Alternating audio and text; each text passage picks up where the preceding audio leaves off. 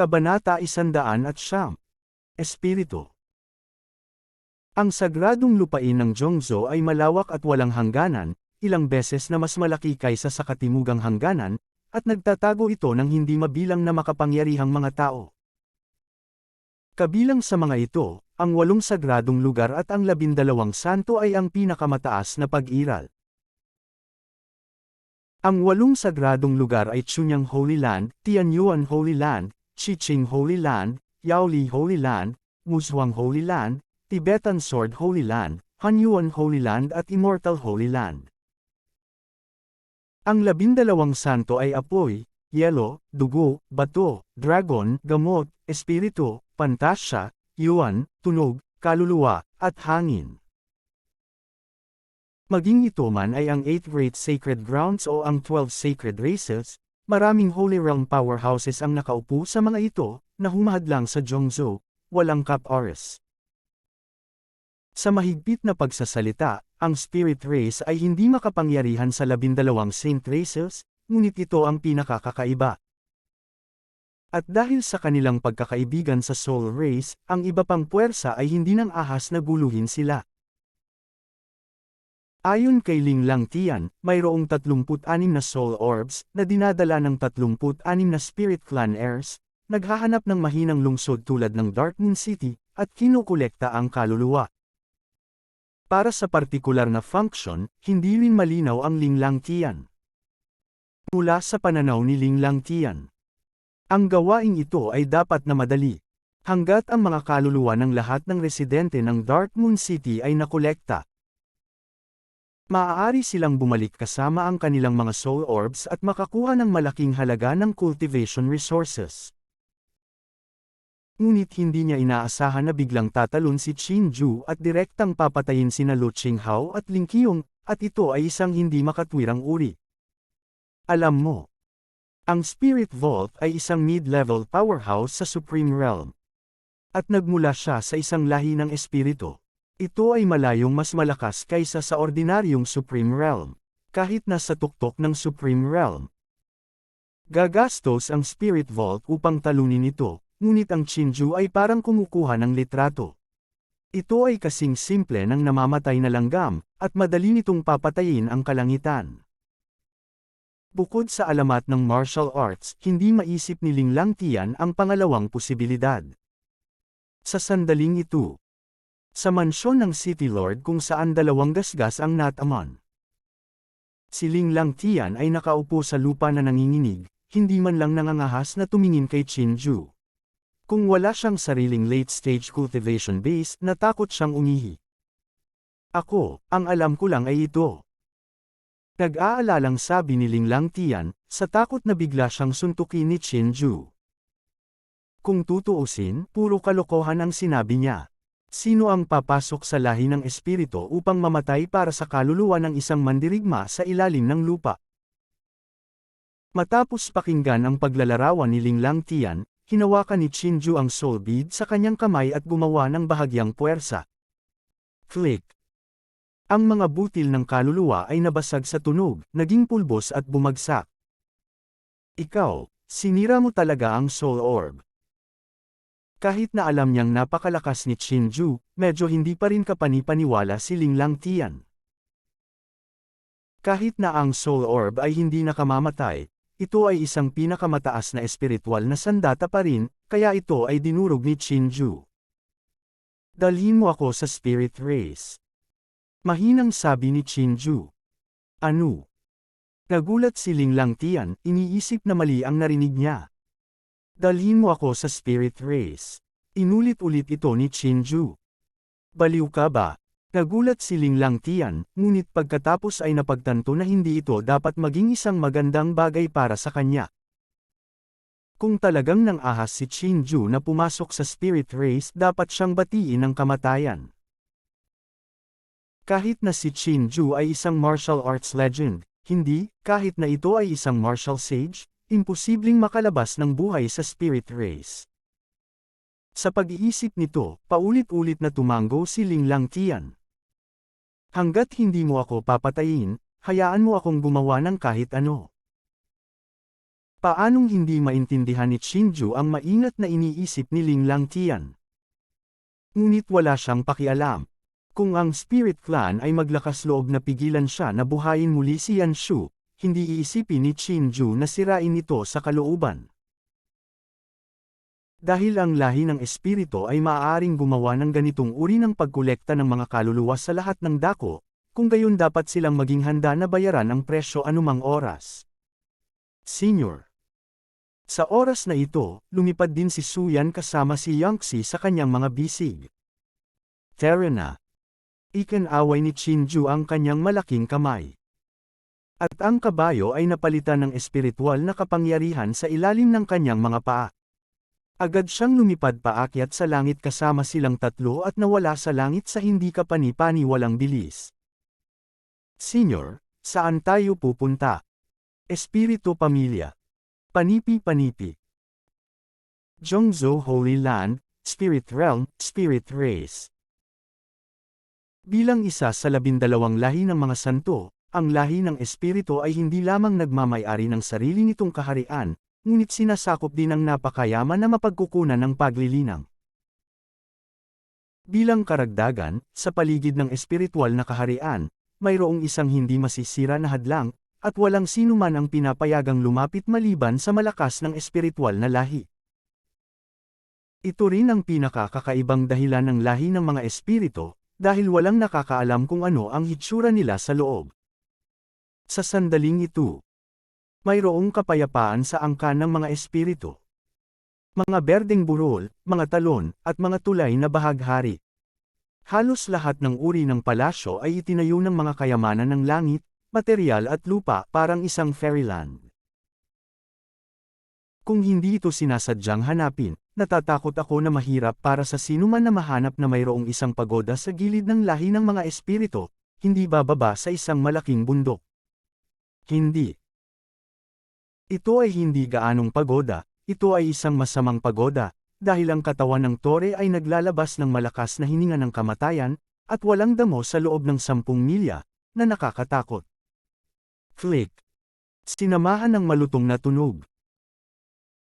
Ilang nakaitim na nakasuot na matatanda na nakaupo na naka-cross-legged sa tore ang biglang nagmulat ng kanilang mga mata, na nagpapakita ng isang pagpapahayag ng pagkakamali. Anong nangyari? Mukhang nasira ang isang butil ng kaluluwa. Ano ba? Paanong naging ganito? Mukhang nasira ang soul bead sa katawan ni Ling Langtian. Itong basura. Ang itim na robe elder na pinamumunuan ay malamig na bumantong hininga at sinabing, hindi ba pumunta si Ling Langtian sa Dark Moon City? Kung tama ang pagkakaalala ko, dapat ay may isang makalangit na ranggo. Pagkatapos ng isang paghinto, tila may iniisip siya, at pagkatapos ay nagsabi. Kasama rin ba niya si Ling Kyung? Oo nga. Kinakabahang sinabi ng isa pang matandang lalaki. 6 na matanda, maaaring ang aming plano ay natuklasan ng ibang mga santo. Imposible.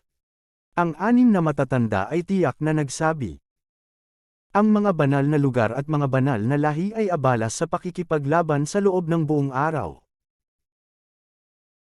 Paano nila pakialam ang buhay at kamatayan ng mga ordinaryong mandirigma, hindi banggitin, kahit na sila ay talagang natuklasan alternasyon www.metnovel.com alternasyon hindi nila malalaman na ginagawa natin.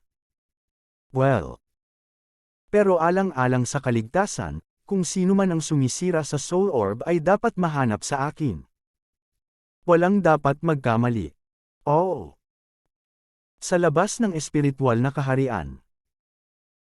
Si Chinju ay lumipad sa hangin habang ang mga kamay ay nasa ilalim ng kanyang mga kamay, tinitingnan ang hadlang sa kanyang harapan, na napapalibutan ni Suyan at nang nanginginig na si Ling Langtian.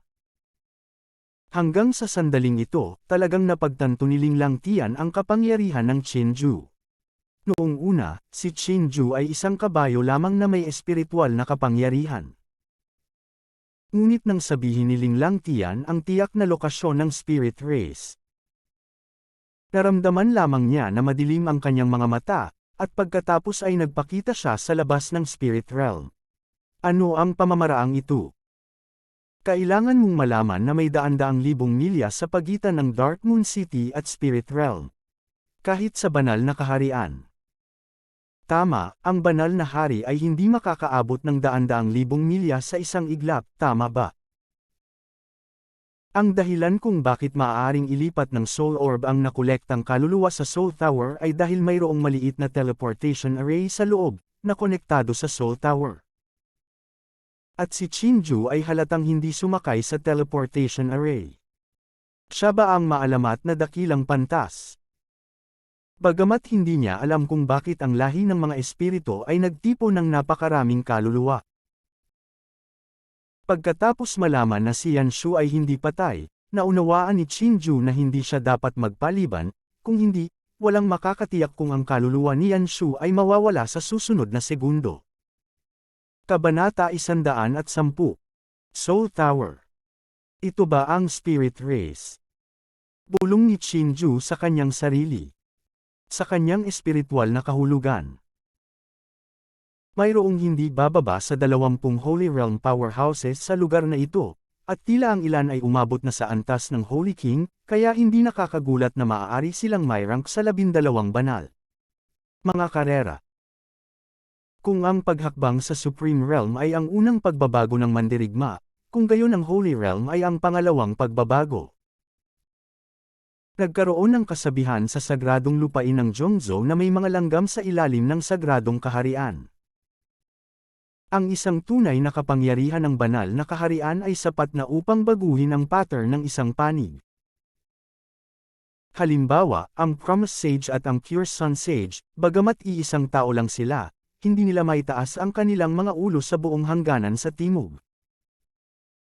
Maging ang primordial soul ng pangako na santo na nakaligtas sa daan-daang taon ay maaaring magdulot ng mapangwasak na dagok sa katimugang hangganan.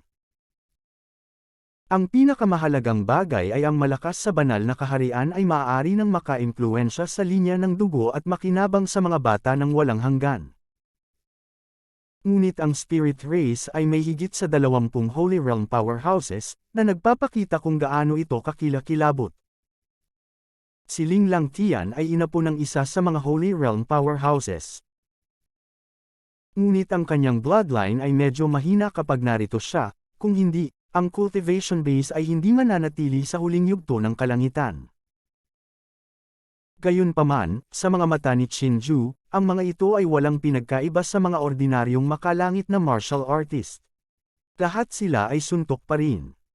Shua. Sa sandaling ito, biglang lumipad si Ling Langtian, sumugod sa hadlang sa labas ng espiritual na kaharian, at pagkatapos ay ngumiti ng may pagmamalaki. Hahaha, ang hadlang na ito ay isa sa pinakamalakas na porma sayo ng aking lahi ng espiritu, kahit na ikaw ay isang malakas na tao sa banal na lugar. Kaharian at hindi masisira. Ang dahilan kung bakit ang lahi ng espiritu ay ang kakaiba ay dahil ang hadlang na ito ay hindi naaabot ng sinuman maliban sa mga may dugo ng lahi ng espiritu. Naisip na ito ni Ling Langtian. Tiyak na gumamit si Chinju ng ilang espesyal na paraan upang agad na umabot ng daan-daang libong milya at makarating sa labas ng espiritual na kaharian. Pagkatapos ng lahat, mayroon lamang 8 dakilang santo sa buong Lingyang Realm, at sila pa rin ang Saint Masters ng 8 banal na lugar. Si Chinju ay hindi mukhang isang santo master ng banal na lugar. Marahil ay matagal nang gusto ni Chinju na maging disadvantageous sa lahi ng mga espiritu. At naglatag ng channel sa labas ng espiritual na kaharian ng maaga. Kapag na-activate na, maaari na siyang tumawid kaagad. Kung hindi, paano makakasakit si Chinju sa Spirit Race para sa isang underground warrior? Oh, ganun ba? Walang ekspresyon si Chinju, at bahagyang lumipad patungo sa barrier. Nang makita ito, biglang nabanggit ng puso ni Ling Langtian sa kanyang lalamunan. At hindi niya namamalayan na umatras ng 2 hakbang, ngunit hindi nagtagal ay napagtanto niyang nasa loob siya ng barrier. Bakit siya natatakot? At ito ang espiritual na kaharian. Sa sandaling atakihin ni Chinju ang hadlang ng formation. Agad nitong maaalarma ang malakas na spiritual clan. Sa panahong iyon, maaaring hindi na makatakas si Chinju. Idiot, ang barrier na ito ay konektado sa formation center. Kung sasalakayin mo ang barrier, malapit mo nang maakit ang malakas mula sa aming angkan. Huminga ng malalim, kinagat ni Linglang Tian ang kanyang anit at sinabi. Gayunpaman, tila hindi narinig ni Chinju ang mga salita ni Linglang Tian, at nagpatuloy sa pagsulong hanggang sa dumaikit siya sa hadlang. Namulaklak ang ginintoang liwanag. At ang matibay na hadlang ay umaalon-alon na parang ibabaw ng tubig. Pagkatapos, sa hindi kapani-paniwalang tingin ni Linglang Tian, si Chinju ay bahagyang lumakad sa hadlang at tumayo sa harapan niya. Paano naman yun? Halos hindi makapaniwala si Linglang Tian sa kanyang mga mata. Sinabi niya na walang makapasok maliban sa mga may dugo ng lahi ng espiritu. Posible bang miyembro din ng kanyang tribo si Chinju? Anong biro? Hindi mo na kailangan pang umiral. Itinaas ni Chinju ang kanyang palad at pinitik ang kanyang mga daliri. Huwag! Ang desperadong sigaw ni Linglang Tian. Pang! Nang walang anumang aksidente, direktang sumabog si Linglang Tian sa isang ulap ng dugong ambon, na naglaho sa hangin tulad ng isang napakarilag na paputok. Hindi man lang ito tiningnan ni Chinju, ngunit direktang naglabas ng espiritual na kamalayan, na sumasakop sa buong espiritual na kaharian, naghahanap ng Soul Tower. Natatakot ako na hindi naisip ng Spirit Race kung anong uri ng pag-iral ang pinukaw nila dahil sa isang maliit na ground-level powerhouse. Senior. Si Suyan ay nakatayo sa labas ng harang na hawak-hawak si Yangtze na may nag-aalalang ekspresyon sa kanyang mukha. Bagamat ito ang unang pagkakataon na nakarating siya sa Zhongzhou Holy Land, narinig na niya ang 12 santo mula kay Feng Lizhi. Sa kabaligtaran, ang tinatawag na 4 na sekta ay sadyang hindi dapat banggitin. Bagamat alam niyang napakalakas ni Chinju, hindi pa rin alam kung makakalaban niya ang Spirit Race. Napagtanto din ni Yangtze na masama ang pakiramdam ni Chinju. Kaya patuloy siyang nakahiga sa mga kamay ni Suyan, kung hindi niya hahayaang hawakan siya ni Suyan ng walang spirit wine. You and Yangtze stay here and don't move. I'll come as soon as I go. Kumuha si Chinju ng isang palayok ng spirit wine, itinaas ang ulo at humigop at sinabi. Pagkaraan ng ilang sandali, gumamit siya ng isa pang espiritual na kapangyarihan, binalot sina Suyan at Yangtze, at pagkatapos ay umalis ng may kumpiyansa. Maaaring samantalahin ang pagkakataong ito upang maibalik ang ilang advanced na pagsasanay sa Baiye. Sixth Elder, bago masira ang soul orb ni Linglang Tian, isa pang kaluluwa ang nailipat. Sa Soul Tower, ang matandang nakaitim na nakasuot ng damit na hindi napansin ng krisis ay dumating upang magulat. Anong klaseng kaluluwa? Kumunot ang noo ng ika-6 na matanda. Ang kaluluwa ng isang mandirigma sa ilalim ng lupa. Nagpatuloy ang itim na robo na matanda. Mga antas. Nawala sa pag-iisip ang 6 na matatanda. Sa ilang kadahilanan, mayroon siyang hindi kilalang premonition. Dalhin mo ang kaluluwang iyan, gusto kong hanapin ang kaluluwa at makita kung ano ang nangyari sa Dark Moon City.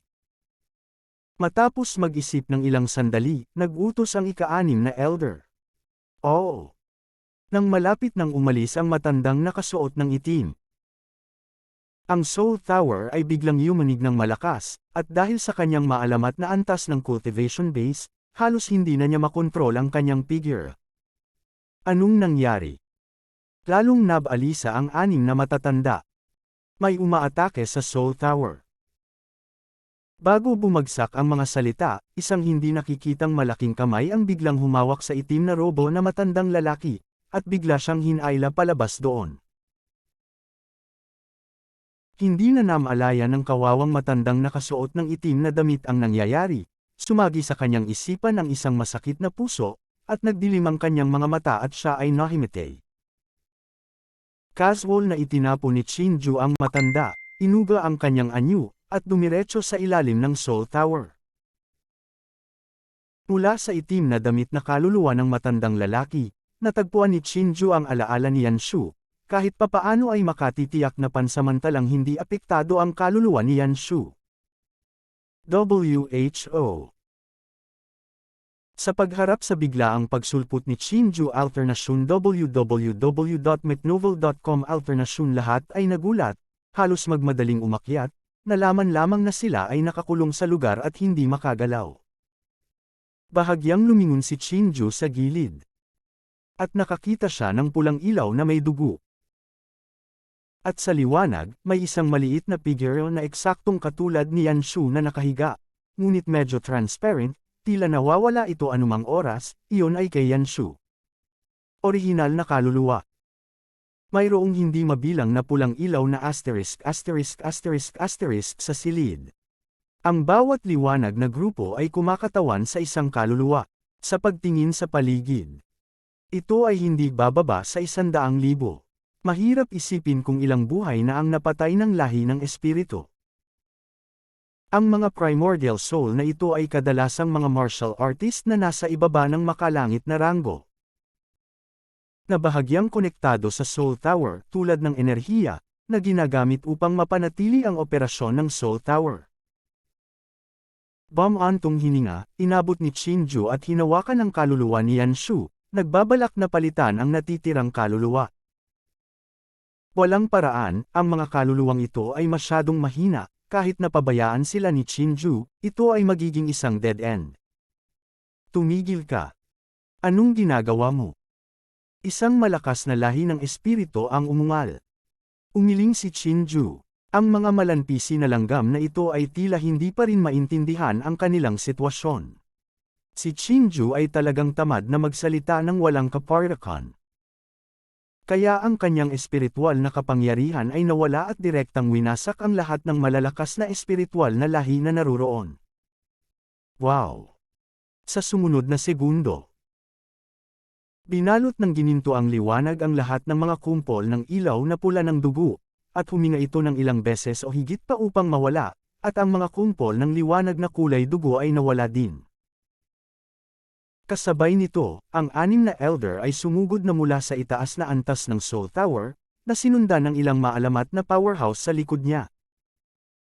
Nang makita ang eksenang ito, ang 6 na matatanda ay natigilan sandali, at pagkatapos ay galit na galit. Hinahanap ang kamatayan.